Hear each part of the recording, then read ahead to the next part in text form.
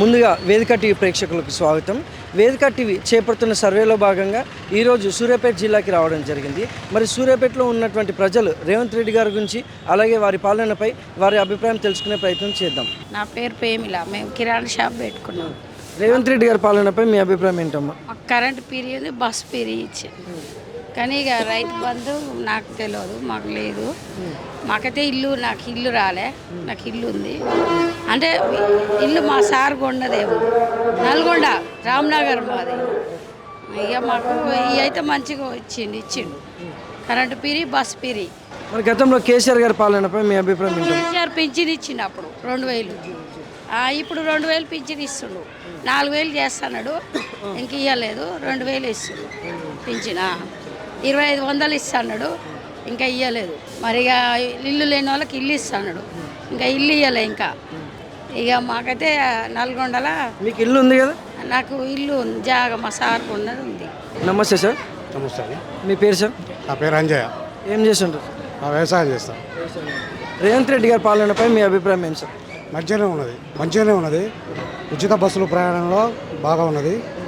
తర్వాత ఇప్పుడు రైతు మాఫీ కానీ అందరికి కాలేదు, కొంచెం రేషన్ కార్డు వల్ల కొంతమందికి కాలేదు, ఒక 25%.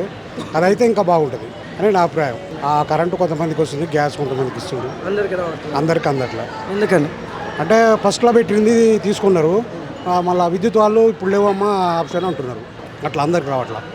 మరి గతంలో కేసీఆర్ గారి పాలనపై మీ అభిప్రాయం ఏంటి సార్? కేసీఆర్ హామీలు ఇచ్చింది కానీ అవి ఏమీ నెరవేరలేదు. అన్నీ కొద్దిగా మొత్తం ధనాన్ని మొత్తం వృధా చేసిండు. కొన్ని దళిత బంధువు అని పెట్టిండు, అందరూ కుటుంబాలలో చిచ్చు పెట్టిండు. దానివల్ల కొద్దిగా ఆయనకు ఎఫెక్ట్ అయింది, అందుకోసం ఓడిపోయాడు. నమస్తే అమ్మా.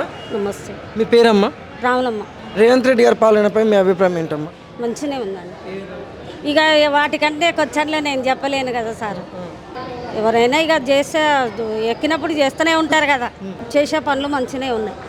మరి గతంలో కేసీఆర్ గారి పాలనపై మీ అభిప్రాయం ఏంటమ్మా? ఇక ఇబ్బందులు అంటే ఇక మనకు అనుభవం లేదు కదా, బాధపడ్డోళ్ళు వాళ్ళు అయితే చెప్పగలుగుతారు, కానీ మనకి ఏం లేదు కదా. దానివల్ల ఎవరైనా మనకు సమానమే, వాళ్ళైనా వీళ్ళైనా ఎవరైనా వచ్చినప్పుడు ప్రజలకు చేయాలి కదా. ఆయన పాలన బాగానే ఉంది. రైతు బంధు పడట్లే, గ్యాస్ బిల్లులు పడట్లే, నెలకు 2500 రావట్లే. కరెంట్ బిల్ గ్యాస్ బిల్ దరఖాస్తు పెట్టారా? పెట్టాం, అయినా రావట్లే. అందరు రావట్లేదు, కొంతమందికి ఏమో ఇక తెలియదు, కానీ మాకైతే రావట్లే. మరి గతంలో కేసీఆర్ గారి పాలనపై మీ అభిప్రాయం ఏంటమ్మా? మంచిగానే ఉంది, దేనికైనా మంచిగానే ఉంది. ఏం చేసి రైతు బంధు చేసిండు, అన్నీ చేశాడు. రైతు బంధు పడ్డది, ఇప్పుడు ఈ రైతు బంధు పడట్లేగా, గ్యాస్ పడట్లేదు.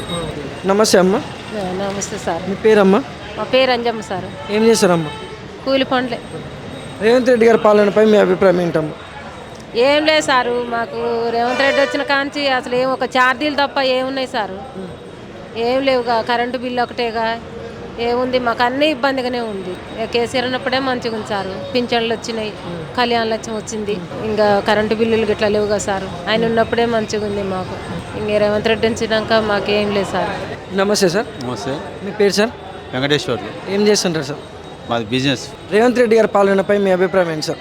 రేవంత్ రెడ్డి పాలన మంచిగా ఉంది, కానీ కొద్దిగా ఆర్థిక ఇబ్బందుల వల్ల ఇబ్బంది పడుతుండు వాస్తవంగా.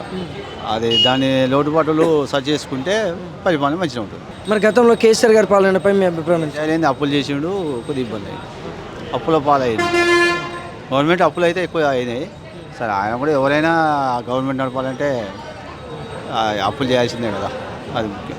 మరి ఇప్పుడు రేవంత్ రెడ్డి గారి పాలనలో ఈ సంక్షేమ పథకాలు అయితే ఏంటి కానీ ఇచ్చిన 6 గ్యారెంటీలు అయితే కానీ ఎంతవరకు అందుతున్నాయి అంటారు? అందుతలే, ఆర్గానిక్లు సరిగా అందుతలేవు. అవి రేషన్ కార్డులు కానీ